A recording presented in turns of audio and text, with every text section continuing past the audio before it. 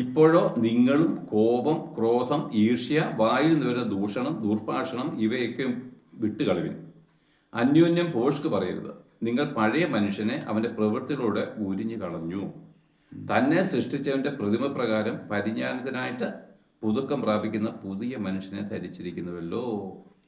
അപ്പോൾ ആകയാൽ ദുർനടപ്പ്, അശുദ്ധി, അതിരാഗം, ദുർമോഹം, വിഗ്രഹാരാധന, അത്യാഗ്രഹം ഇങ്ങനെ ഭൂമിയിലുള്ള നിങ്ങളുടെ അവയവങ്ങളെ മരിപ്പിപ്പീൻ. അപ്പൊ എന്താണ് ഇതിനു വേണ്ടിയിട്ടാ എല്ലാ മതങ്ങളും ഓടുന്നത്.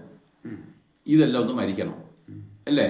മോഹം, ക്രോധം അല്ലേ, ദുർഭാഷണം ഇതെല്ലാം ഇതിൽ നിന്ന് പോകണം. ഇതിനു വേണ്ടിയിട്ട് ആരും ചവിട്ടി പോയിരിക്കുന്നത്. ഇതിനു വേണ്ടിയിട്ടാ ഗംഗാ നദി പോയിട്ട് മുങ്ങുന്നത്. ഇത് ഈ ഹിന്ദുക്കൾക്കും അറിയാവുന്ന കാര്യം. പണ്ട് നമ്മുടെ ഒരു പുസ്തകം നാരായണത്തെ പ്രാന്തം കാണിച്ചൊരു പണി അറിയാം. അല്ല, അവിടെ കുറെ ഇവരെ ബ്രാഹ്മൺസ് ഗംഗാ നദി സ്നാനം ചെയ്യാൻ പോകും എല്ലാ വർഷവും. അപ്പം നാരായണ പ്രാന്തനും കൂടെ പോയി ഇവർ ചൊരക്കായും കൂടെ കൊണ്ടുപോയി.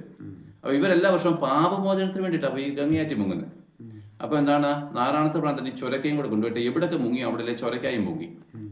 എന്നിട്ട് തിരിച്ച് വീട്ടിൽ വന്നപ്പം ഭാര്യയുടെ കരുപടി ഇതൊന്ന് കറി വെച്ചേക്കാൻ പറഞ്ഞു. നാരായണത്തെ പ്രാന്തനല്ലെന്തോ അതിനകത്ത് ഒരാളാണ്. ഈ അഗ്നിഹോത്രിയുടെ 12 മക്കളിൽ ഒരുത്തനാണ്. അപ്പം ഈ ചൊരക്കായും കൂടെ അങ്ങോട്ട് കറി വെക്കാൻ പറഞ്ഞു. അപ്പൊ ചൊരക്ക കറി വെച്ചിട്ട് തിരിച്ചു കൊടുത്തപ്പം വായിലോട്ട് വെക്കൊരു ഒറ്റ തുപ്പ കഴിക്കുന്നല്ലോ എന്ന് പറഞ്ഞു. എന്നിട്ട് പറഞ്ഞു ഇവിടെ എല്ലാം കൊണ്ട് എല്ലാവരും മുങ്ങിയെടുത്ത് ഇതിനെ മുക്കിയതാ, ഇതിന്റെ കയ്പ് മാറിയോ? ഇല്ല. അപ്പൊ ഇവിടെ സത്യം വെക്കേണ്ട ഒരു കാര്യം, ഇതിനെ മാറ്റാനാണ് പലരും ആലും ചവിട്ടിയിരിക്കുന്നതും മറ്റ് പല വിധമാർക്ക് തീർത്ഥാടനം ചെയ്യുന്നതൊക്കെ ഈ പാപ സ്വഭാവങ്ങൾ മാറാനാ. പക്ഷെ മാറുന്നില്ല. പക്ഷെ ഇവിടെയും കർത്താവ് പറഞ്ഞ അങ്ങനെ തന്നെ മാറണമെന്നാ പറഞ്ഞത്. പക്ഷെ ഇവിടെ മാറാൻ പറഞ്ഞ പലൊരു കാര്യം കൂടെ ഉണ്ട്. ഈ വക നിമിത്തം ദൈവകോപം അനുസരണം കെട്ടവരുടെ മേൽ വരുന്നു.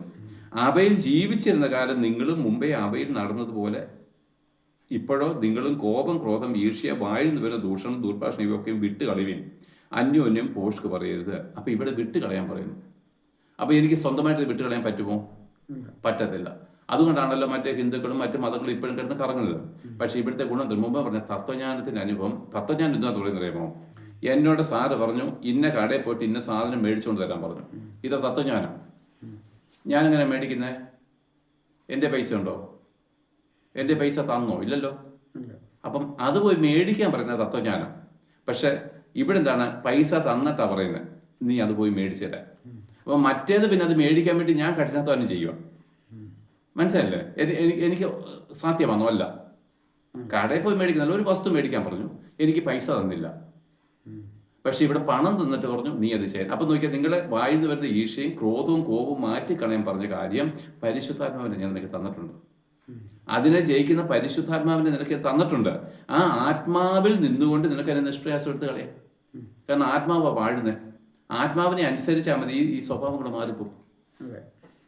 പക്ഷെ മറ്റേ തത്വജ്ഞാനികൾക്ക് അതില്ല. ഒന്നിനെയും തരാതെ ഇന്നത് ചെയ്യാൻ പറഞ്ഞാൽ എങ്ങനെ ചെയ്യുന്നത്?